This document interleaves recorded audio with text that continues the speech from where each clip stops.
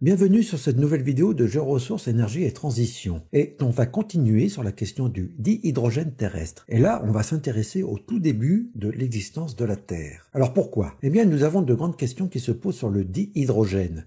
Quelles sont les ressources de dihydrogène sur Terre? D'où vient ce dihydrogène? Est-ce que ces ressources se renouvellent? Et pour répondre à ces questions, nous avons besoin de comprendre comment les choses elles fonctionnent. Et pour comprendre le présent, il faut retourner dans le passé. Alors la Terre, elle s'est formée il y a 4,56 milliards d'années. Et elle s'est formée par accrétion de matière, de gaz, de poussière, de débris et d'objets plus massifs, comme les planétésimaux qui ont une taille supérieure au kilomètre. Et au tout début, la Terre, c'était une surface entièrement recouverte par un océan. Un océan, mais pas un océan d'eau liquide, un océan de lave, et pour être plus précis, un océan de magma, un océan magmatique. Et un magma, c'est quoi? Eh bien, c'est un liquide silicaté de la lave, mais avec des cristaux de silicate en suspension. Et la température, elle est supérieure à 1200 degrés Celsius, qui est la température de solidification de ce magma. Et au-dessus de tout cela, nous avons une atmosphère très dense, très épaisse, avec une pression très forte, plusieurs centaines de bars, voire plus. C'est comme sur Vénus. Cette atmosphère, elle est très opaque et elle cache la surface. Cette atmosphère, on sait qu'elle contient des atomes, de carbone, d'azote, d'oxygène et d'hydrogène. C'est ce que l'on appelle des éléments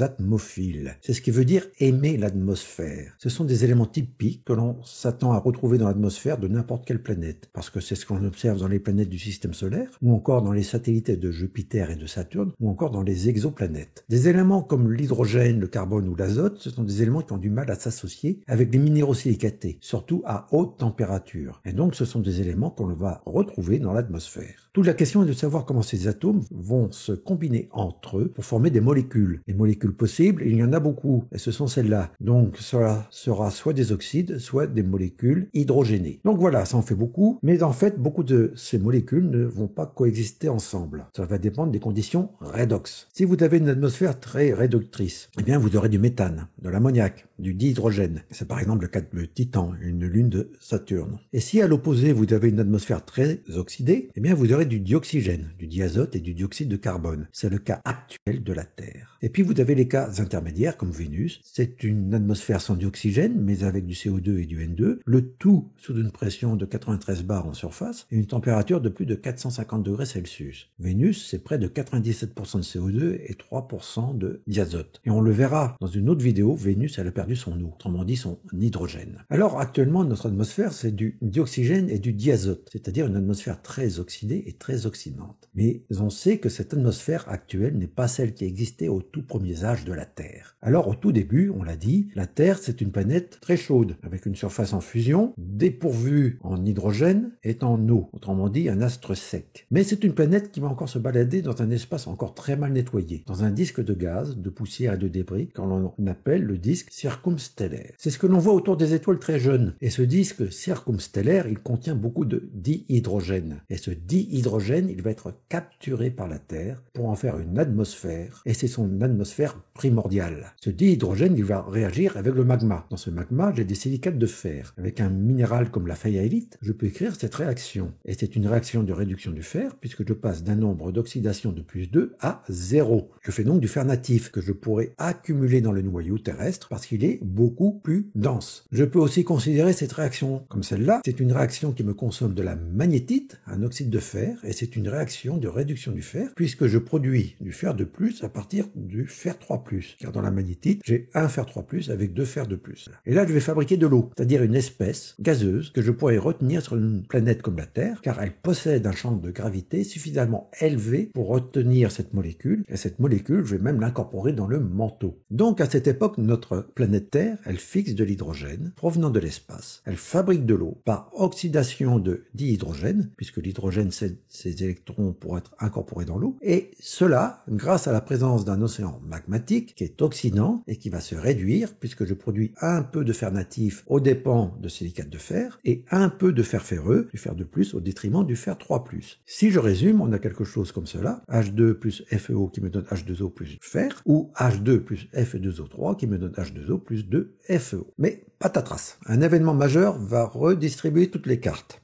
Il y a une planète naine, une protoplanète de la taille de Mars, vient percuter la Terre. Et là, sous l'impact qui va créer la Lune, la Terre va perdre toute son atmosphère primordiale. Cela va redonner un énorme coup de boost à cet océan magmatique qui est en cours de refroidissement et de solidification. L'énergie de l'impact, elle est gigantesque. Et c'est le dégazage de cet océan qui va me permettre de recréer toute une atmosphère terrestre. Et cette atmosphère, on pense qu'elle contenait du monoxyde de carbone, du dioxyde de carbone, de l'eau et du dihydrogène. Mais ce dihydrogène, il va être vite perdu par échappement atmosphérique, car c'est une molécule qui est trop légère pour être retenue par le champ de gravité terrestre. Et la suite, cela va être quoi? Eh bien, c'est une histoire encore très mouvementée, pendant plusieurs centaines de millions d'années, avec des impacts de météorites, d'astéroïdes et de comètes, et qui vont nous apporter des éléments volatiles, comme l'hydrogène, l'oxygène, l'azote, le carbone, le soufre, etc.